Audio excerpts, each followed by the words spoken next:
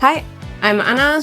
I do my PhD here at BIFOLD Institute in the field of responsible data engineering. I really believe it's important that we as humans still take control of these systems, and this is what my work is about. Hi, my name is Christina. I'm doing a PhD at the Big Data Engineering Group at BIFOLD, and my topic is multimodal data representation search. Hi, my name is Anna. I'm a researcher here at BIFOLD, working on LLM security, and I really enjoy doing research because it allows me to work with a lot of young, curious and intelligent people every day. Hi, I'm Anna, and I work at Remote Sensing Group at BIFOLD, and I'm really excited to be part of Earth and space exploration. Hi, I'm Fatemeh. I'm from Iran. I'm doing my PhD at Data Integration and Data Preparation Group at BIFOLD. I'm Ariane.